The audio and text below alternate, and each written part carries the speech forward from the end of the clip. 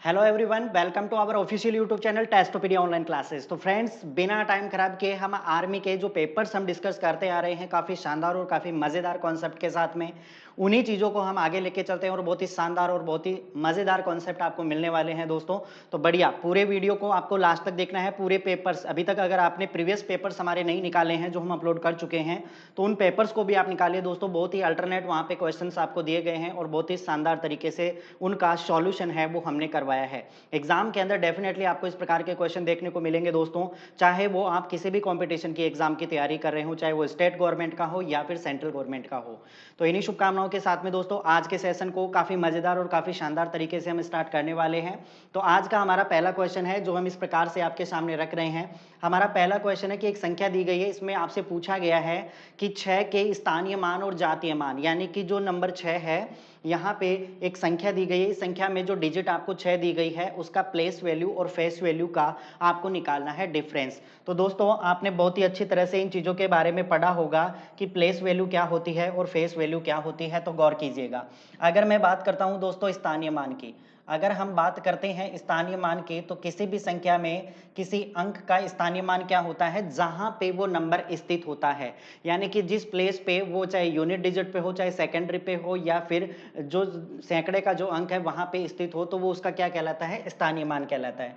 तो अगर मैं इसकी बात करूं तो 6 का स्थानीय मान दोस्तों क्या रहेगा, 6, और उसके आगे जितने भी डिजिट है उतने क्या आ जाएंगे, नंबर ऑफ जीरोस। तो 3 डिजिट है तो आपके पास आ जाएंगे 3 यहाँ पे 0। अच्छा, हम बात करते हैं दोस्तों जातीय मान की। तो किसी भी संख्या में किसी अंक का जातीय मान क्या होता है दोस्तों, उस अंक का अपना खुद का मान होता है, चाहे वो कहां पे भी स्थित हो, चाहे उस संख्या में वो नंबर कहीं पर भी स्थित हो, उसका जातीय मान, उसका फेस वैल्यू, उसका खुद का वैल्यू होता है।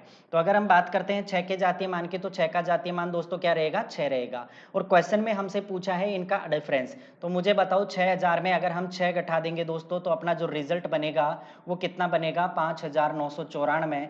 ये हमारे इस क्वेश्चन का क्या बन जाएगा दोस्तों, आंसर बन जाएगा। ठीक है ना, 5994 इस क्वेश्चन का क्या बनेगा, रिजल्ट बनेगा। तो इस प्रकार के क्वेश्चंस आपको पेपर के अंदर बहुत सारे देखने को मिल सकते हैं। आई होप दैट ये पर्सन आपको समझ में आ गया होगा। तो बिना टाइम खराब किए हम चलते हैं दोस्तों अगले क्वेश्चन के ऊपर।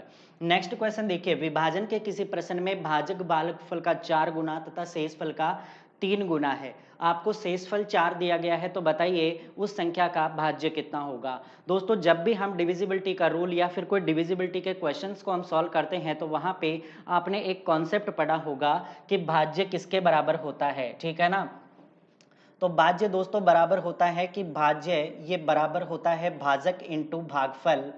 ठीक है ना, भाजक इंटू भागफल, और इसमें हम ऐड कर देते हैं दोस्तों क्या, शेषफल। क्या ऐड कर देते हैं हम इसमें, शेषफल को और इंक्लूड कर दिया जाता है। तो ये हमारे पास एक फॉर्मूला बन के आ जाता है दोस्तों कि भाज्य को किस प्रकार से हम कैलकुलेट करते हैं। अब अकॉर्डिंग टू हम क्वेश्चन चलते हैं दोस्तों। तो अकॉर्डिंग टू क्वेश्चन की थोड़ा बात कीजिएगा आप यहाँ पे। तो अकॉर्डिंग टू क्वेश्चन अगर हम बात करें, तो क्वेश्चन में आपको दिया हुआ है, एक तो दिया हुआ है भाजक, ठीक है ना, एक आपकी बात हो रही है भागफल की, और अगर मैं बात करूं तो एक आपको नंबर दिया गया है, वो नंबर है कौन, शेषफल आपको दिया गया है। अब यहां से जब हम दोस्तों गौर करते हैं, तो सबसे पहले जो एग्जैक्ट वैल्यू आपको दी गई है उस वैल्यू को आप पुट कर लीजिए।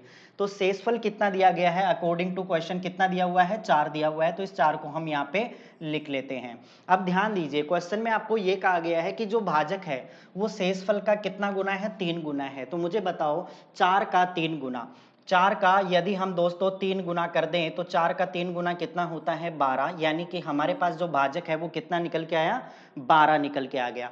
अब क्वेश्चन में ये कहा गया है कि जो भाजक है वो भागफल का 4 गुना है। ठीक है ना, यहां से देखिए हमने 3 गुना करके 12 ले लिए। अब क्वेश्चन में ये कहा है कि भाजक है वो भागफल का 3 गुना है।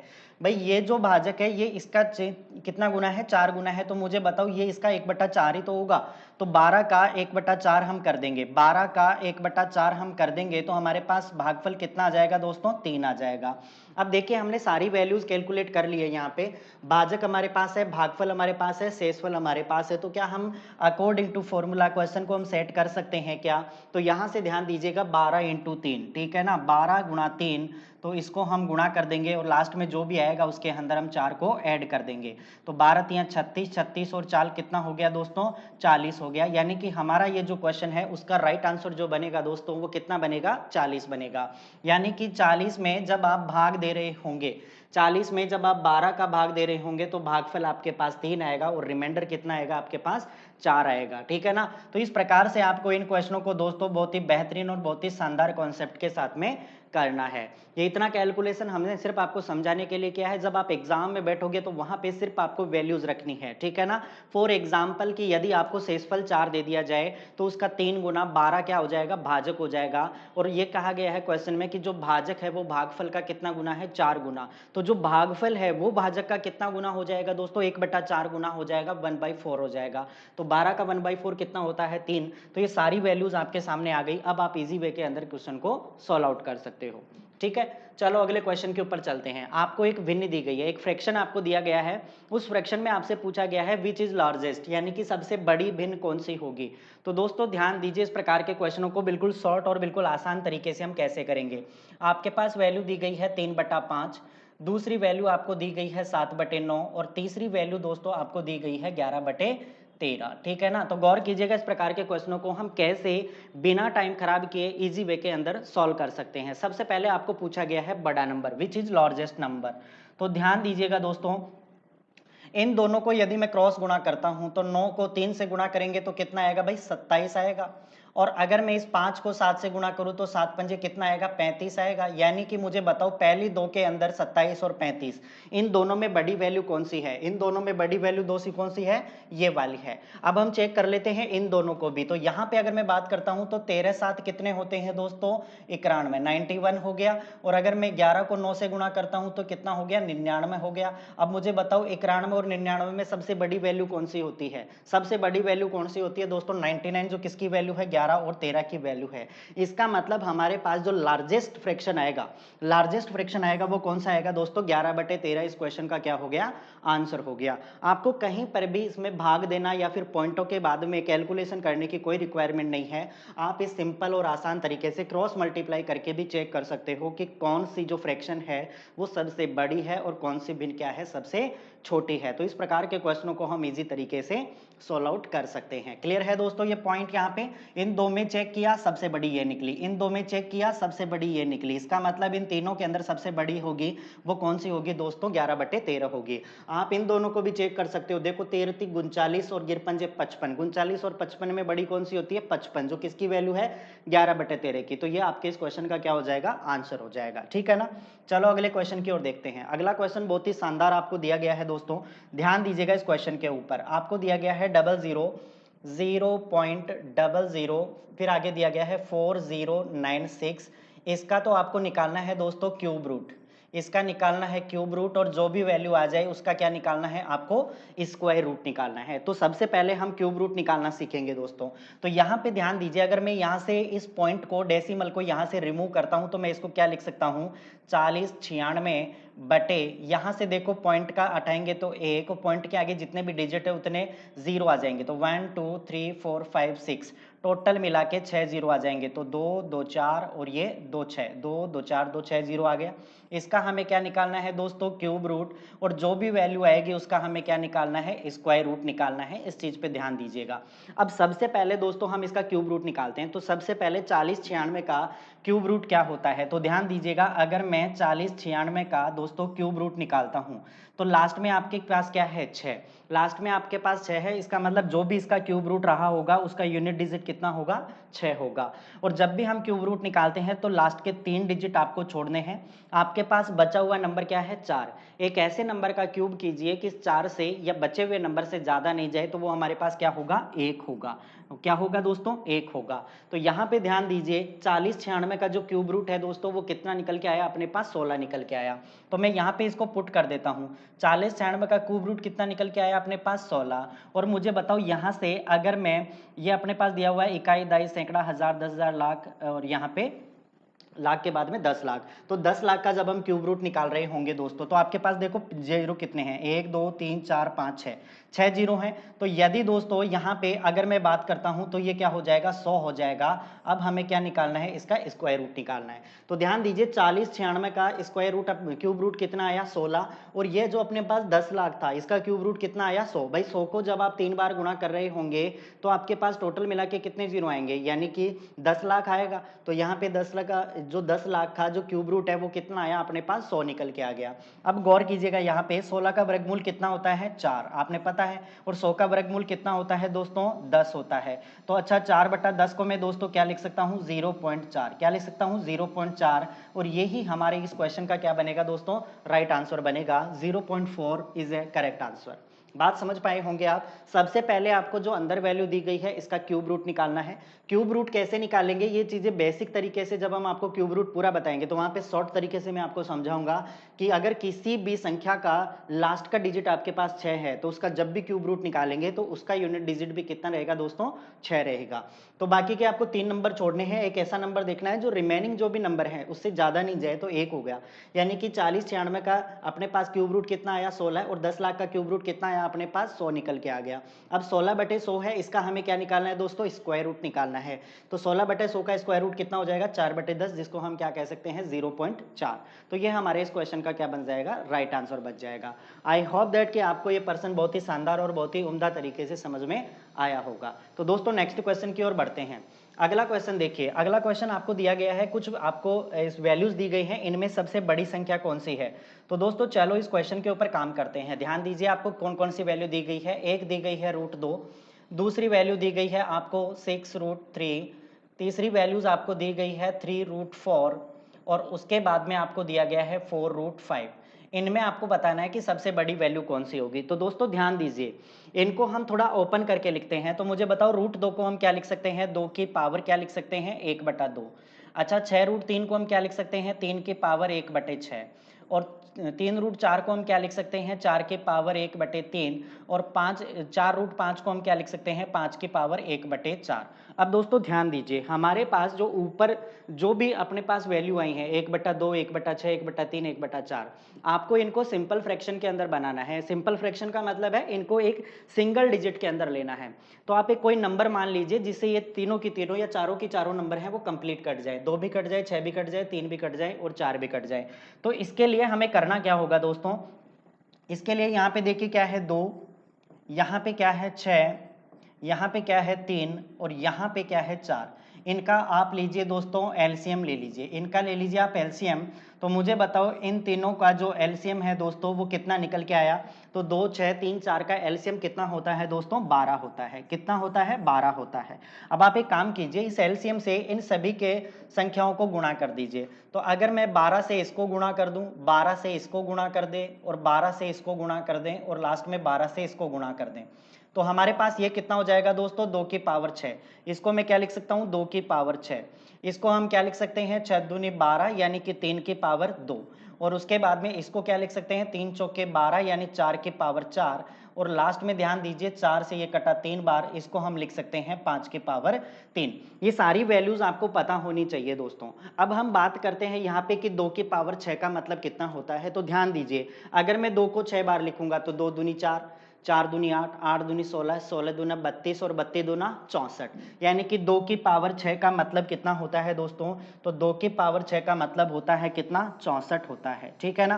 3 की पावर 2 का मतलब क्या होता है, 9। 4 की पावर 4, 4 चौके 16, 16 चौके 64, 64 को जब आप 4 से गुणा कर रहे होंगे तो कितना आएगा, 128 आएगा। और 5 की पावर 3 का मतलब कितना होता है दोस्तों, 125। अब मुझे बताओ इसके अकॉर्डिंग आपको सबसे बड़ा नंबर कौन सा दिख रहा है। सबसे बड़ी पूछा है तो सबसे बड़ा नंबर कौन सा दिख रहा है अपने को, 128।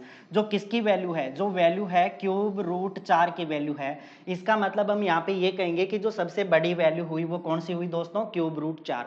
क्यूब रूट 4 है वो इसके अकॉर्डिंग क्या हो जाएगा, सबसे बड़ा वैल्यू हो जाएगा। तो इस प्रकार के क्वेश्चनों को दोस्तों अब ध्यान दीजिए, यहाँ पे हमने सिर्फ इतना आपको समझाने के लिए किया है। जब आप एग्जाम में बैठोगे तो ये कैलकुलेशंस आपको नहीं होने वाली, ये कैलकुलेशन सारी की सारी मन में होंगी। जैसे हम कहें एक √2, तो √2 को हम क्या लिख सकते हैं, 2 की पावर 6 हम लिख सकते हैं अगर हम एलसीएम से इसको मल्टीप्लाई कर देते हैं। 6√3 इसको हम क्या लिख सकते हैं, 3 की पावर 2। और क्यूब रूट 4 को हम क्या लिख सकते हैं, 4 की पावर 4। और 4√5 को हम क्या लिख सकते हैं, 5 की पावर पावर 3 लिख सकते हैं। बस इनको हमको सिंपल फ्रैक्शन के अंदर बनाना है और आपको देखना है कि सबसे बड़ा नंबर कौन सा होगा और सबसे छोटा नंबर कौन सा होगा। फिलहाल अगर हम इस क्वेश्चन की बात करते हैं तो यहाँ पे हमें लार्जेस्ट नंबर क्या दिख रहा है, 128। सपोज दैट इस क्वेश्चन में आपको पूछा होता है स्मॉलेस्ट नंबर, ठीक है ना। इस क्वेश्चन में अगर आपको पूछा होता स्मॉलेस्ट नंबर दोस्तों, सबसे छोटा नंबर, तो सबसे छोटा नंबर हमें कौन सा दिख रहा है, यहाँ पे देखो 9 हमें दिख रहा है। जो 9 किसकी वैल्यू है, 6√3 की वैल्यू है। इसका मतलब 6√3 आपके पास क्या आ जाएगा, सबसे स्मॉलेस्ट नंबर आ जाएगा। और अगर लार्जेस्ट की बात करते हैं तो लार्जेस्ट नंबर कौन सा आ गया आपके पास, √4 की वैल्यू आ गई, ठीक है ना दोस्तों। तो इस प्रकार के क्वेश्चनों को हम इसी तरह से सॉल्व आउट करेंगे। चलो अगले क्वेश्चन की ओर बढ़ते हैं। नेक्स्ट क्वेश्चन देखिए, अगला क्वेश्चन है कि 4 घंटियां हैं, वो क्रमशः 5, 6, 8 और 9 सेकंड के अंतराल पर बजती हैं। एक साथ बजना प्रारंभ करने के बाद वे अगली बार निम्न समय में कब एक साथ बजेंगी। यानी कि कोई भी 4 घंटियां हैं, ये 5, 6, 8 और 9 सेकंड के अंतराल पर बजना शुरू करती हैं, ठीक है ना। अब ध्यान दीजिए, उन्होंने एक साथ बजना शुरू किया, तो बताइए अगली बार वो कब एक साथ बजेंगी। तो गौर कीजिएगा दोस्तों, सबसे पहले हमें क्या करेंगे, 5, 6, 8 और 9 का हमें क्या लेना है दोस्तों, एलसीएम लेना है, ठीक है ना। क्या लेना है, हमें एलसीएम लेना है। एलसीएम भी आपको पूरा डिटेल एलसीएम लेना है, यहाँ पे बात समझ में आ गई। तो हमें पता है कि एलसीएम क्या होता है, लीस्ट कॉमन मल्टीपल, यानी कि ऐसे छोटी से छोटी संख्या जो दी गई प्रत्येक संख्या से कंप्लीट डिवाइड हो जाए, वहीं उसका क्या कहलाता है दोस्तों, एलसीएम कहलाता है। अगर मैं इस क्वेश्चन की बात करूंगा दोस्तों, तो एक चीज बताओ मेरे को, अगर मल्टीपल होगा तो वो बड़े से बड़ा नंबर का होगा, और बड़े से बड़ा नंबर क्या है, 9। यानी कि ऐसी वैल्यू आपको देखनी पड़ेगी 9 के पहाड़े के अंदर, 9 के मल्टीपल के अंदर, कि जो वैल्यू इन सभी से पूरी कट रही होंगी। तो 9 एकम 9 नहीं होगी, क्योंकि 9 में 8 का भाग नहीं जाता, 9 दूनी 18, 18 में भी भाग नहीं जाता, 27, 27 में भी नहीं जाता। फिर उसके बाद में हम बात करेंगे 36, ठीक है ना, 36। अब ध्यान दीजिए, अगर किसी स्टूडेंट को डाउट है कि सर मुझे इस प्रकार से पैटर्न समझ में नहीं आता, तो गौर कीजिएगा, इसका डिटेल हम एलसीएम लेने कहेंगे, ठीक है ना। तो ये हो गया 5, 6, 8 और 9, इसका डिटेल एलसीएम आप लीजिए दोस्तों। तो सबसे छोटा नंबर 2 से कट रहा है, तो ये हो गया 5, 2 तिया 6, ये 2 चौके 8 और ये हो गया 9। फिर 2 का भाग देंगे तो ये हो गया 5 गुणा 3 गुणा 2 दूनी 4 और ये हो गया 9। फिर 2 से हम इसको डिवाइड कर देंगे तो 5, यहाँ पे हो गया 3, यहाँ पे 1 और यहाँ पे 9। फिर 3 से डिवाइड कर दीजिए तो 5, यहाँ पे 1, यहाँ पे 1 और यहाँ पे 3। अब ध्यान दीजिए, यहाँ पे 3 से कर दीजिए तो यहाँ पे 5, यहाँ पे 1, यहाँ पे 1, यहाँ पे 1, और लास्ट में क्या बचा आपके पास, 1 बच गया। अब इन सभी को हमें मल्टीप्लाई करना है, तो ध्यान दीजिए, 2 दूनी 4, 4 दूनी 8, 8 ती 24, चौती कितने होते हैं, 72, ठीक है ना। चौती 72, और 72 को जब आप 5 से गुणा करोगे दोस्तों तो कितना हो जाएगा, 72 इंटू 5, 5 दूनी 10, 8 पंजे 35 और 36, यानी कि 360। अपने पास इनका जो एलसीएम हुआ दोस्तों वो कितना हुआ, 360 हो गया। अब ध्यान दीजिए, ये समय जब सेकंड के अंदर है तो हम इसको क्या लिख देंगे, 360 सेकंड लिख देंगे। लेकिन हमारे जो क्वेश्चन है, ऑप्शन है, वो सारे की सारी किसमें है, मिनट के अंदर हैं। तो दोस्तों सेकंड को मिनट में बनाने के लिए हमें कितने से डिवाइड करना होगा, 60 से डिवाइड करना होगा। तो जब हम इसको रिक्वायर्ड टाइम निकालेंगे, ठीक है ना, रिक्वायर्ड जब हम टाइम निकाल रहे होंगे तो रिक्वायर्ड टाइम हमारे पास क्या आएगा दोस्तों, 360 सेकंड के अंदर जब आप भाग दे दोगे 60 का, तो हमारे पास कितना निकल के आ जाएगा, 6 मिनट। कितना, 6 मिनट। तो जो घंटियां हैं वो अगली बार कब बजेंगी, 6 मिनट के बाद में फिर से एक साथ बजना क्या कर देंगी, वो शुरू कर देंगी। तो हमारे इस क्वेश्चन का जो राइट आंसर बनेगा दोस्तों वो क्या बनेगा, 6 मिनट बनेगा। आप इस क्वेश्चन को बेसिक मन से भी कर सकते थे दोस्तों, ताकि इस कैलकुलेशन का हमें टाइम बच जाएगा। देखो 9 के पहाड़े में क्या आता है, 9 दूनी 18, 9 तीस 27, 27 में 8 का भाग नहीं जाता, 9 चौके 36, मतलब 36।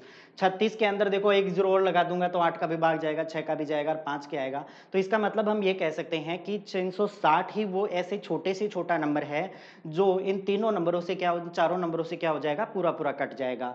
तो 360 सेकंड हो गए। 360 सेकंड को यदि हमें मिनट में कन्वर्ट करना है तो हमें क्या करना पड़ेगा, 60 से डिवाइड करना पड़ेगा। तो हमारे पास जो समय आएगा वो कितना आएगा, 6 मिनट। यानी कि ये चारों की चारों घंटियां 6 मिनट के बाद में फिर से एक साथ बजना शुरू हो जाएंगी, ठीक है ना दोस्तों। तो इस प्रकार के क्वेश्चन को आप एलसीएम लेकर के इजी वे के अंदर सॉल्व कर सकते हो। चलो अगले क्वेश्चन के ऊपर आते हैं। किसी कस्बे की जनसंख्या प्रतिवर्ष 4% बढ़ती है। यदि इसकी वर्तमान जनसंख्या 50,000 है तो आफ्टर 2 ईयर, 2 साल के बाद में उस शहर की जनसंख्या क्या हो जाएगी, ठीक है ना। यह आपको कैलकुलेशन करना है। अब दोस्तों ध्यान दीजिए, क्वेश्चन को करने के तरीके बहुत हैं, लेकिन हम सबसे आसान तरीके के ऊपर काम करेंगे। अगर मैं कहूं 4%, तो 4% का फ्रैक्शन कितना होगा दोस्तों, तो 4/100 मतलब कितना हो जाएगा, 1/25 हो जाएगा। ये बात समझ में आ गई आपको, ठीक है ना। अगर मैं मैं कहूं कि शहर की जो वर्तमान जनसंख्या है, प्रेजेंट पॉपुलेशन है, वो 25 है, तो ये 1 की स्पीड से क्या हो रही है, बढ़ रही है। अगर 1 की स्पीड से बढ़ेगी तो आगे चल करके ये कितनी हो जाएगी दोस्तों, 26 हो जाएगी। ये बात समझ पाए आप? अगर प्रेजेंट पॉपुलेशन हम 25 मानते हैं तो ये बढ़ रही है, 4% की दर से बढ़ रही है, मतलब आगे चल करके ये 1 बढ़ करके कितनी हो जाएगी, 26 हो जाएगी अगले साल के अंदर। तो अब हम यहाँ से देखो क्वेश्चनों को बनाना शुरुआत करते हैं। एक तरफ लिख दिया हमने वर्तमान और एक तरफ रख दिया हमने आगे की जनसंख्या, ठीक है ना। आगे कितने की वो हम अभी लिख लेते हैं। तो सबसे पहले स्टार्टिंग जनसंख्या कितनी है, 25, 1 बढ़ के कितनी हो गई, ये 26 हो गई पहले साल के अंदर। हमें तो बात करनी है दूसरे साल के लिए, 2 साल बाद की बात करनी है, तो अगले साल फिर ये 25 होगी और फिर 1 बढ़ करके कितनी हो जाएगी, 26 हो जाएगी। यानी कि प्रेजेंट पॉपुलेशन दोनों को गुणा कर दीजिए तो कितनी हो गई, 625। और अगर मैं यहाँ पे बात करूंगा तो यहाँ पे कितनी हो गई, 676 हो गई। भाई 26 को 26 से गुणा करेंगे 676, 25 को 25 से गुणा करेंगे 625। अब क्वेश्चन में क्या दिया हुआ है कि प्रेजेंट पॉपुलेशन कितनी है, 50,000। प्रेजेंट पॉपुलेशन दोस्तों 50,000 है, मतलब 625 किसके बराबर हुआ, 50,000 के बराबर हुआ। तो मुझे बताओ कि दोस्तों ये कितना गुना हुआ, ठीक है ना, कितना गुना हुआ, यानी कि 625 बराबर अगर 50,000 है तो हमें वैल्यू निकालनी है किसकी, 676 की वैल्यू निकालनी है। तो कितनी गुनी हो जाएगी दोस्तों, ठीक है। तो ध्यान दीजिए, अगर हम 50,000 को डिवाइड कर देते हैं, अगर 50,000 को हम डिवाइड कर देते हैं 625 से, तो ध्यान दीजिए 25 और 25 625 और ये हो गया 2000, ठीक है ना। 25 से ये कटा 80 टाइम, यानी कि आपको ये कितना गुना हो जाएगा दोस्तों, 80 गुना हो जाएगा, 80 गुना हो जाएगा ये, ठीक है ना। तो हमें तो निकालनी है आगे की जनसंख्या 2 साल बाद की, तो 2 साल के बाद की जनसंख्या को भी हम क्या कर देंगे, 80 गुना कर देंगे। तो यहाँ पे ध्यान दीजिएगा, 8 चिंगे 48, बच गया कितना, 4, 8 7 56, 56 और 4 कितने होते हैं दोस्तों, 60, बच गया कितना, 6, 8 चिंगे 48, 48 और 6 कितने होते हैं दोस्तों, 54, यानी कि 54,080 आपकी 2 साल के बाद में क्या हो जाएगी, पॉपुलेशन हो जाएगी। तो इस तरह से आप क्वेश्चन को बाय फ्रैक्शन इजी वे के अंदर सॉल्व आउट कर सकते हो। तो हमारा फिलहाल इस क्वेश्चन का जो राइट आंसर है दोस्तों वो क्या बनेगा, 54,080 बन जाएगा, ठीक है ना। तो इस प्रकार के क्वेश्चन है, इनको आप काफी शानदार और काफी मजेदार तरीके से क्वेश्चन को कर सकते हो। एक तरीका और होता है इस क्वेश्चन को करने का दोस्तों, कि अगर हम फॉर्मूला यूज कर ले कि प्रेजेंट पॉपुलेशन बराबर आपके लास्ट ईयर की population into 1 plus rate of interest, यानी कि रेट बटा 100, रेट बटा 100, ये जितने ड्यूरेशन के लिए रहेगी वो भी आप यूज कर सकते हो, उससे भी आपका आंसर बिल्कुल टिप टॉप सेम ही आना है, ठीक है ना। तो ये बात आई होप दैट आप समझ गए होंगे। बाय फ्रैक्शन करने की आदत डाले, बहुत सारे क्वेश्चन आपके इजी वे के अंदर कैलकुलेशन होके आ जाएंगे, किसी भी प्रकार का कंफ्यूजन आपके नहीं रहेगा। तो चलो अगले क्वेश्चन की ओर बात करते हैं। एक व्यक्ति 320 आम 400 आमों के क्रय मूल्य पर बेचता है, तो उसका लाभ प्रतिशत ज्ञात कीजिए। अच्छा दोस्तों ध्यान दीजिएगा इस क्वेश्चन के ऊपर, यदि मैं मान लूं कि एक आम 1 रुपए के अंदर खरीदा गया, तो बताओ 320 आम कितने रुपए में खरीदे गए। तो आप क्या कहेंगे कि सर 320 आम है वो 320 रुपए के अंदर खरीदे गए। तो खरीदे गए दोस्तों, तो इसका मतलब ये किसका काम करेगा, क्रय मूल्य का। तो मुझे बताओ क्रय मूल्य कितना रुपया है, 320 रुपए अपने पास आ गए। अब वो क्या कह रहा है, 400 आमों के क्रय मूल्य पर बेचता है। एक आम यदि 1 रुपए में खरीदा तो 400 आम कितने रुपए में खरीदेगा, 400 रुपए में। और 400 रुपए में क्या कर रहा है, वो इसको बेचता है। इसका मतलब हमारा जो सेलिंग प्राइस है, विक्रय मूल्य है, वो कितना रुपए रहा होगा, 400 रुपए रहा होगा। अब क्वेश्चन में हमसे पूछा गया है कि what is the profit percentage. तो 320 रुपए में खरीद कर यदि 400 में बेचता है दोस्तों, तो यहाँ पे कितने रुपए का लाभ हो रहा है, यहाँ पे 80 रुपए का आपको क्या हो रहा है दोस्तों, लाभ हो रहा है। और हमें बात करनी है लाभ प्रतिशत पे। तो लाभ प्रतिशत कैसे निकालेंगे कि जो भी लाभ हुआ वो गुणा 100 और नीचे हम लगा देंगे क्रय मूल्य, जो कितना रुपया है दोस्तों, 320 रुपए है। 10 से 10 कैंसिल आउट हुआ, 8 चौके ये हो गया 32 और 4 से ये कटा 25 टाइम, यानी कि हमारे पास जो रिक्वायर्ड प्रॉफिट परसेंटेज आ गया वो दोस्तों कितना आ गया, 25%। ये आपके इस क्वेश्चन का क्या बन जाएगा, आंसर बन जाएगा ऑप्शन नंबर डी। क्लियर है ना दोस्तों। ध्यान दीजिएगा इस प्रकार के क्वेश्चन को किस प्रकार से सॉल्व करते हैं। 320 में खरीद के 400 में बेच दिया, मतलब 80 रुपए का इसको क्या हो गया, प्रॉफिट हो गया। प्रॉफिट और लॉस परसेंटेज हमेशा किस पे निकाला जाता है, कॉस्ट प्राइस पे निकाला जाता है, क्रय मूल्य पे निकाला जाता है। तो हम इसको कॉस्ट प्राइस से डिवाइड कर देंगे तो आपके पास रिक्वायर्ड परसेंटेज कितना आ जाएगा, 25, जो इस क्वेश्चन का क्या होगा, फाइनल आंसर होगा। चलो अगले क्वेश्चन की ओर बढ़ते हैं। एक धनराशि चक्रवर्ती ब्याज से 4 वर्ष में 3,840 और 5 साल में 3,996 रुपए हो जाती है।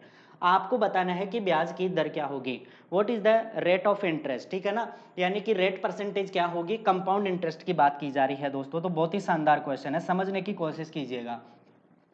सबसे पहले अगर हम बात करते हैं 4 साल, तो 4 साल के अंदर, 4 वर्ष के अंदर वो राशि कितने रुपए हो रही है? 3,840 रुपए हो रही है। और 4 साल के बाद में 5 वर्ष, 5 वर्ष में ये जो राशि है दोस्तों वो कितनी हो रही है? 3,936 रुपए आपके पास हो रही है। अब दोस्तों जब भी कंपाउंड इंटरेस्ट की बात होती है तो मैंने कहा सबसे पहले आप टाइम का डिफरेंस कैलकुलेट कीजिए। टाइम का डिफरेंस देखो 5 से 4 साल के ऊपर आएंगे, मतलब गैप कितने साल का होगा? 1 साल का गैप होगा। तो 1 साल के लिए, 1 साल के लिए हमें दोस्तों कुछ भी नहीं करना, ना इसका स्क्वायर रूट करना है, ना इसका क्यूब रूट करना है, कुछ भी नहीं करना। सबसे पहले मुझे बताओ, अगर मैं मान लूं कि राशि शुरुआत में 3,840 थी, अब वो 3,936 हो गई, तो मुझे बताओ ये कितनी बड़ी राशि? तो हम 3,936 में से ये घटा देंगे तो क्या बचा यहाँ पे? 6, यहाँ पे 13, 13 में से 4 गया 9, तो यहाँ पे 8, यानी कि 96 रुपए प्लस हो गया। अब हमें तो परसेंटेज निकालनी है कि वास्तव में बढ़ा कितना, वास्तव में बढ़ा कितना ये हमें कैलकुलेट करना है। तो 96 इंटू 100 और इसको हम डिवाइड कर देंगे दोस्तों किससे? ओरिजिनल प्राइस 3,840 से हम इसको क्या कर देंगे? डिवाइड कर देंगे, ठीक है ना। अब ध्यान दीजिए ये किससे कट रही है, तो ध्यान दीजिए 12 तिया 36, बिल्कुल 12 से कटेगा तो 12 अंटे 96, ये हो गया 12 तिया 36 और 12 दूनी 24। 8 से इसको काटेंगे तो ये कटेगा 40 टाइम, 1 0 से 1 0 कटा, ये हो गया 2 दूनी 4 और ये हो गया 2 पंजे 10। यानी कि हमारे पास जो परसेंटेज आई वो 5.2%, या हम इसको क्या लिख सकते हैं दोस्तों? 2.5%। क्या लिख सकते हैं? 2.5%।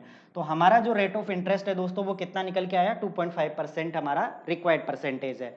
दोस्तों सपोज दैट यहाँ पे डिफरेंस अगर 2 साल आया होता, तो अगर डिफरेंस 2 साल आता है तो हम उसके लिए स्क्वायर रूट कर देंगे, डिफरेंस अगर 3 साल आता है तो हम उसके लिए क्या कर देंगे? क्यूब रूट कर देंगे।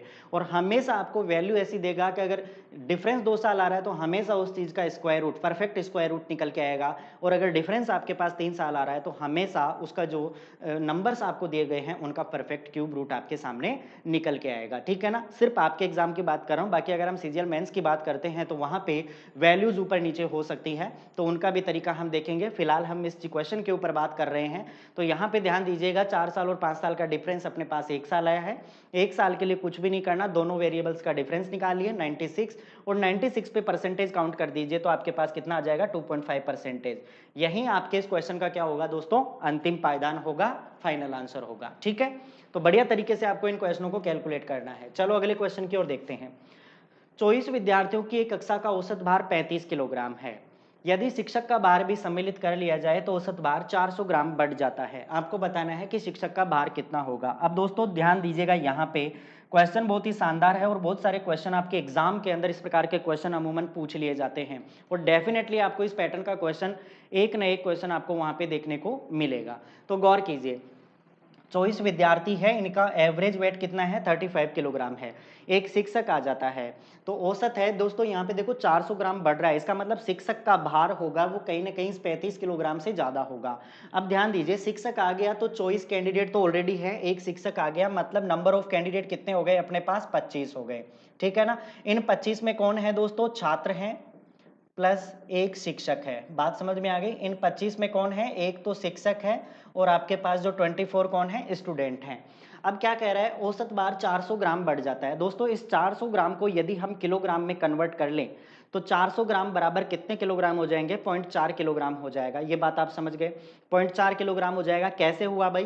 तो 400 के अंदर हम 1000 का भाग दे देंगे तो 2 जीरो से 2 जीरो कैंसिल आउट हुआ और एक संख्या छोड़ के हम पॉइंट लगा देंगे तो 400 ग्राम की जगह पे हम क्या लिख सकते हैं? 0.4 केजी। बात समझ में आ गई? 0.4 केजी वेट बढ़ गया। कब बढ़ गया? जब अपने पास कैंडिडेट कितने हो गए? 25 हो गए। तो मैं अगर ये जो 0.4 बढ़ा है दोस्तों, ये अगर मैं इन 25 लोगों में बराबर बराबर बढ़ा दूं तो टोटल कितना बढ़ जाएगा? तो टोटल बढ़ जाएगा, देखो 25 चौके 100 और एक संख्या छोड़ के पॉइंट लगा देंगे तो कितना बढ़ जाएगा दोस्तों? 10 बढ़ जाएगा, सॉरी, ठीक है ना। 25 चौके 100, 10 बढ़ जाएगा, बिल्कुल सही है, 10 बढ़ जाएगा। अब ध्यान दीजिए जो भी टीचर आया है, जो भी टीचर हमारे पास नया आया है उसका एवरेज 10 ज्यादा होगा। किससे? जो पहले स्टूडेंट का वेट था उससे ज्यादा होगा। तो 35 से 10 ज्यादा होगा तो 35 प्लस 10 कितना हो गया दोस्तों? टीचर का भार 45 केजी हो गया। कितना हो गया? 45 केजी हो गया। और यही हमारे इस क्वेश्चन का क्या था दोस्तों? राइट आंसर था। बात समझ गए आप? यानी कि जो भी बड़ा है वो अगर हम इक्वली इन 25 लोगों के अंदर बढ़ा दें तो टोटल कितना बढ़ जाएगा दोस्तों? 10 बढ़ जाएगा। इसका मतलब जो भी टीचर आया है उसका जो वेट है, उसका जो वजन या फिर उसकी जो भी आयु है वो कहीं ना कहीं पे 10 ज्यादा होगी। किससे? जो पहले स्टूडेंट का एवरेज था उससे ज़्यादा होगी। आप इसको x मान के भी कर सकते हो, लेकिन काफ़ी वो लंबा हो जाएगा। तो सबसे बेस्ट और सबसे ईजी मेथड को आप यूज़ कीजिए, ताकि इस प्रकार के क्वेश्चन को आप जल्दी और एक्यूरेट टाइम के अंदर फिनिश कर सको। अगले क्वेश्चन के ऊपर चलते हैं। देखिए, अगला क्वेश्चन आपको दोस्तों दिया हुआ है कि m अनुपात n आपको दिया हुआ है 3:2, ठीक है ना। क्वेश्चन को गौर से पढ़ना है कि आपको m अनुपात n दोस्तों दिया हुआ है कितना, 3:2 दिया हुआ है। मतलब m की वैल्यू कितनी है 3, n की वैल्यू कितनी है 2। तो जहां पे भी क्वेश्चन में आपको m और n दिखाई दे रहा है, वहां पे आप 3 और 2 रख दीजिए। अकॉर्डिंग टू क्वेश्चन हम बात करेंगे तो 4m + 5n, और उसके बाद में रेशियो अपने को दिया गया है 4m - 5n, ठीक है ना। m की वैल्यू रखेंगे 4 इंटू एम, यानी 4 इंटू 3 कितना हो जाएगा 4 3 12, प्लस 5 इंटू एन, 5 इंटू 2 कितना हो जाएगा 10, और उसके बाद में यहाँ पे अगर हम बात करते हैं 4 इंटू एम, यानी 4 इंटू 3 कितना हो जाएगा 12, माइनस 5 इंटू 2 यानी कि 10। अब ध्यान दीजिए 12 और 10 कितने होते हैं दोस्तों 22 रेशियो, और 12 में से 10 घटा देंगे, ठीक है ना। 12 में से जब हम 10 घटा देंगे, यहाँ पे मैं थोड़ा ठीक लिख देता हूँ, यहाँ पे ध्यान दीजिएगा, ये हो गया 4 3 12 माइनस 5 दूनी 10। अब ध्यान दीजिए 12 में से 10 घटाएंगे तो अपने पास क्या आ जाएगा 2 आ जाएगा। अब यहाँ से जब हम इसको सिंप्लीफाइड करेंगे तो 2 एकम 2 अनुपात ये कितना हो जाएगा दोस्तों गिरदूनी 22, यानी कि हमारे पास जो रेशियो निकल के आया वो कितना निकल के आया दोस्तों 11:1 निकल के आ गया। बस यही तो आपके इस पर्सन का क्या है दोस्तों आंसर है, यही इस पर्सन का क्या हो जाएगा आंसर हो जाएगा 11:1। आई होप दैट इस क्वेश्चन को समझ गए होंगे। m की वैल्यू और n की वैल्यू बस क्वेश्चन के अंदर पुट करनी थी।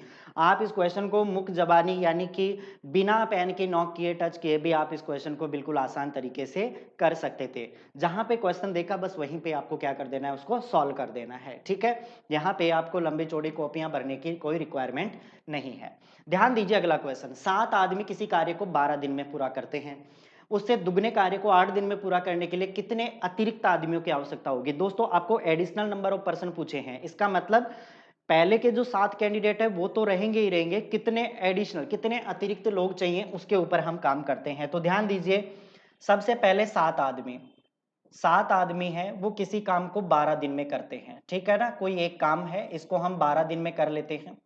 अब आगे इसने ये कहा है कि इसके दुगने कार्य को, काम देखो 1 यूनिट था, अब यूनिट कितना हो जाएगा 2 यूनिट हो जाएगा। कितने अतिरिक्त आदमी चाहिए, यानी कि 7 तो रहेंगे ही रहेंगे, प्लस एक्स्ट्रा कितने हो जाएंगे, हम मान लेते हैं कि x हो जाएंगे। और कितने दिनों में इसको कंप्लीट करना है 8 दिन के अंदर इसको क्या करना है दोस्तों पूरा की पूरा कंप्लीट करना है, फिनिश करना है। तो ध्यान दीजिए अगर मैं 2 से यहाँ पे काटता हूं तो 2 चौके 8 हो जाएगा। तो ये कितना हो गया 12 स्ताम कितने होते हैं दोस्तों 84, 12 स्ताम 84 होते हैं, बराबर अगर मैं 4 को 7 से गुणा करूं तो 7 चौके 28, प्लस कितना हो जाएगा 4 को x से गुणा करूं तो 4x। हमें तो खाली 4x की वैल्यू चाहिए, तो ये 28 है वो इधर आकर के घट जाएगा। तो 84 में से 28 घटाएंगे तो 14 में से 8 गया 6 और 7 में से 2 गया 5। तो हमें तो खाली x की वैल्यू चाहिए, तो 56/4 यानी कि दोस्तों कितना आ गया हमारे पास 14। यानी कि हमें एक्स्ट्रा कितने लोग चाहिएंगे दोस्तों 14 लोग चाहिएंगे, ताकि ये काम पूरा की पूरा कितने दिन में समाप्त हो जाए 8 दिन में समाप्त हो जाए। तो हमारा ये जो क्वेश्चन था उसमें पूछा गया था कि कितने एडिशनल लोग चाहिए, 7 तो रहेंगे, 7 के अलावा हमें कितने लोग चाहिए 14 और लोग चाहिए, ताकि ये काम निर्धारित समय 8 दिन में क्या हो जाए पूरा हो जाए। तो ये क्वेश्चन आपको समझ में आ गया होगा दोस्तों, ये है m1 into d1 upon w1 बराबर m2 into d2 upon w2। ये मैंने आपको पहले बता दिया है, ठीक है ना। चलो अगले क्वेश्चन के ऊपर बात करते हैं। एक आदमी धारा के अनुकूल दिशा में 15 किलोमीटर प्रति घंटे की गति से नाव चलाता है और धारा के प्रतिकूल मतलब विपरीत दिशा में 9 किलोमीटर प्रति घंटे की चाल से नाव चला सकता है। आपको बताना है कि शांत जल में नाव की चाल क्या होगी। तो दोस्तों ध्यान दीजिए अगर मैं बात करता हूं यहाँ पे शांत जल में नाव की चाल, तो शांत जल में जो नाव की चाल होती है, शांत जल में नाव की चाल, इसका दोस्तों फॉर्मूला अपने पास होता है, क्या होता है ध्यान दीजिए, धारा की दिशा में चाल, धारा की दिशा में चाल प्लस धारा के विपरीत दिशा में नाव की चाल, धारा के विपरीत नाव की, धारा के विपरीत नाव की चाल, और लास्ट में दोस्तों इसका कर देना है आधा। तो ये अपने पास आ जाएगा शांत जल में नाव की चाल। अगर मैं इस क्वेश्चन की बात करता हूं तो धारा की दिशा में नाव की चाल कितनी है दोस्तों 15 किलोमीटर प्रति घंटा, प्लस धारा के विपरीत दिशा में नाव की चाल कितनी है? 9 किलोमीटर प्रति घंटा। तो दोनों को जोड़ के उसका आधा कर देंगे। तो 15 और 9 कितने होते हैं दोस्तों? 24। और 24 का आधा कितना होता है दोस्तों? 12। 24 का आधा कितना होता है? 12। यानी कि जो हमारा शांत जल में नाव की जो चाल होगी दोस्तों, वो कितनी रहेगी? 12 किलोमीटर प्रति घंटा। ये आपके इस प्रश्न का क्या बन जाएगा दोस्तों? राइट आंसर बन जाएगा। ठीक है ना? 12 किलोमीटर पर आवर आपका क्या हो जाएगा? शांत जल में नाव की चाल। यानी कि boat speed of boat in still water, शांत जल में नाव की चाल कितनी हो जाएगी? 12 किलोमीटर पर आवर। तो ये फॉर्मूलेज आपको कहीं ना कहीं पे याद होने चाहिए। शांत जल में नाव की चाल क्या होती है? धारा की दिशा में नाव की चाल प्लस धारा का वेग, धारा के विपरीत दिशा में नाव की चाल, इसका आधा कर देंगे हम आधा। तो आपके पास आ जाएगा शांत जल में नाव की चाल। ठीक है ना दोस्तों? चलो अगले क्वेश्चन की ओर बढ़ते हैं। अगला क्वेश्चन देखिए, सौरभ, सुरजीत, सुजीत और संजीव की वर्तमान आयु का अनुपात कितना है? 2 4 7 है। ध्यान दीजिएगा, यहाँ पे 3 कैंडिडेट्स की बात हो रही है। पहला है सौरभ, पहला है सौरभ, ठीक है ना? हिंदी में लिख देता हूं मैं यहाँ पे, ये है सौरभ अनुपात। उसके बाद में दिया हुआ है सुजीत अनुपात। यहाँ पे आपके पास दिया हुआ है संजीव। ये 3 लोग हैं दोस्तों। इन तीनों की वर्तमान उम्र का अनुपात कितना दिया हुआ है? 2 अनुपात 4 अनुपात कितना दिया हुआ है? 7 दिया हुआ है। अब अकॉर्डिंग टू क्वेश्चन आप पढ़ते जाएं। सुजीत की आयु 16 वर्ष है। मुझे बताओ सुजीत का जो अनुपात कितना है? 4 साल है। इस 4 साल की वैल्यू कितनी दी हुई है? 16 साल। मतलब कितना गुना है? 4 गुना है। तो हम इन सभी को 4 गुना कर देते हैं। इसको 4 गुना किया मैंने तो ये कितना आ जाएगा दोस्तों? 8 साल आ जाएगा। अगर इसको मैंने 4 साल कर दिया तो ये कितना हो जाएगा? 7 चौके 28 आ जाएगा। यानी कि अगर हम प्रेजेंट एज की बात करें तो जो सौरभ है वो 8 साल का है, सुजीत कितने साल का है? 16 साल का, और संजीव कितने साल का है? 28 साल का है। ऐसा हम मान के चलते हैं। अब आगे देखिए, 2 वर्ष बाद उनकी वर्तमान उम्र का अनुपात कितना हो जाएगा? यानी कि आफ्टर 2 ईयर, 2 साल के बाद में उनकी उम्र का अनुपात कितना हो जाएगा? तो दोस्तों ये 2-2 साल जो बड़े हैं, ये इन सभी में आप इक्वली बढ़ा दीजिए। तो यहाँ पे मैं 2 साल ऐड कर दूंगा, यहाँ पे 2 साल ऐड कर दूंगा, और यहाँ पे मैं 2 साल ऐड कर दूंगा। तो ये तो कितना हो जाएगा? 8 और 2 10 साल हो जाएगा। यहाँ पे कितना हो जाएगा? 16 और 2 18 साल हो जाएगा, और 28 और 2 कितने हो जाएंगे? ये 30 साल हो जाएगा। अच्छा, ये वैल्यूज अगर कट रही हैं तो आप इनको काट दीजिए दोस्तों। तो ये 2 से कट रहा है तो 2 पंजे 10, और ये कितना हो जाएगा? 2 नाम 18, और ये कितना हो जाएगा? 15 दूना 30। यानी कि हमारे पास जो इनका 2 साल बाद के अंदर जो अनुपात निकल के आया वो कितना निकल के आया दोस्तों? 5 अनुपात 9 अनुपात 15। बताओ कौन से ऑप्शन के अंदर दिख रहा है? ऑप्शन नंबर बी के अंदर दिख रहा है। इसका मतलब इस क्वेश्चन का जो राइट आंसर बनेगा दोस्तों वो क्या बनेगा? ऑप्शन नंबर बी, 5 अनुपात 9 अनुपात 15। 2 साल बाद के अंदर इनकी क्या हो जाएगी? इनकी एज हो जाएगी। गौर कीजिएगा, सुजीत की एज दी हुई है हमें, रियल एज दी हुई है 16 साल, लेकिन रेशो में कितना है? 4। 4 बराबर 16, कितना गुना है? 4 चौके 16 गुना है। ठीक है ना? तो इन सभी को 4-4 गुना कर देंगे तो ये 8 साल का हो जाएगा, ये 28 साल का हो जाएगा। 2-2 साल और जोड़ दीजिए, इसके अंदर रेशियो कैलकुलेट कर दीजिए। आज का लास्ट सवाल के ऊपर काम करते हैं दोस्तों। किसी वृत्त की त्रिज्या को यदि 5% बढ़ा दिया जाए तो इसके क्षेत्रफल में कितना परसेंट का परिवर्तन होगा, चेंजेस होगा? तो सबसे पहले इस क्वेश्चन का हम बेसिक समझते हैं, फिर इसका मैं बाय ट्रिक आपको बताने की कोशिश करूंगा। ठीक है ना दोस्तों? तो ध्यान दीजिए, अगर हम यहाँ पे बात करते हैं कि किस प्रकार से हम इस क्वेश्चन को सॉल्व करेंगे, तो ध्यान दीजिएगा। अगर मैं यहाँ पे एक डायग्राम बनाता हूँ, 2 डायग्राम्स मैं यहाँ पे ड्रॉ करूंगा, दोनों को आप गौर से देखना। ठीक है ना? एक अपने पास सर्किल ये है और एक सर्किल अपने पास ये है। 2 सर्किल हमारे पास हैं। अब कहा गया है कि क्वेश्चन में इसकी रेडियस हमें पता नहीं है दोस्तों, तो इसकी रेडियस हम मान लेते हैं कि ये अपने पास कोई ऐसा नंबर मान लीजिए ताकि 5% बढ़ाने पर वो इजी वे से बढ़ जाए।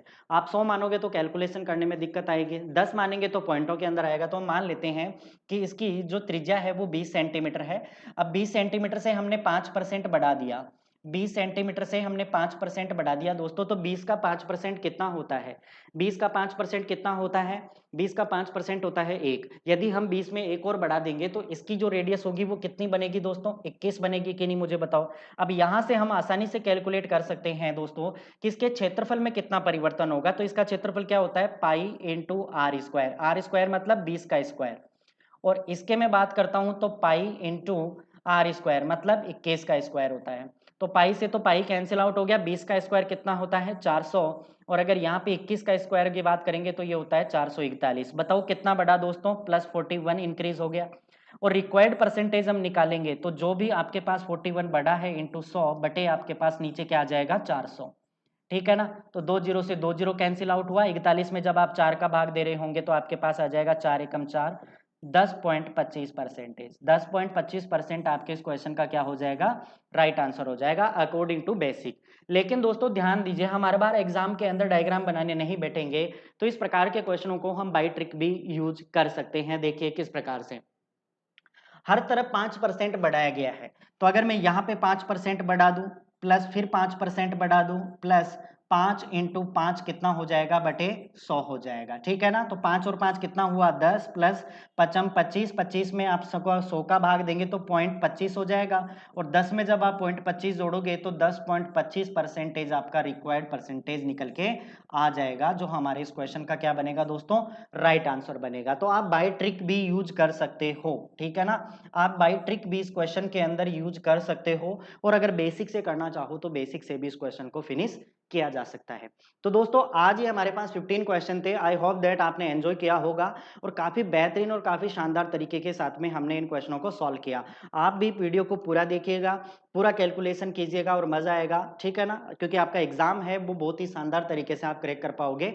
और मैं गारंटी के साथ कह रहा हूं कि जब आप 15 क्वेश्चन कैलकुलेट कर रहे होंगे एग्जाम के अंदर, तो विद इन 5 मिनट्स आपका पूरा पेपर 15 क्वेश्चंस हैं वो गारंटी के साथ में क्या हो जाएंगे, फिनिश हो जाएंगे। ठीक है ना दोस्तों, तो इन्हीं शुभकामनाओं के साथ में थैंक यू, गुड बाय, और आज के लिए हम क्लास को यहीं पे समाप्त करते हैं। ठीक है ना दोस्तों, ओके, थैंक यू।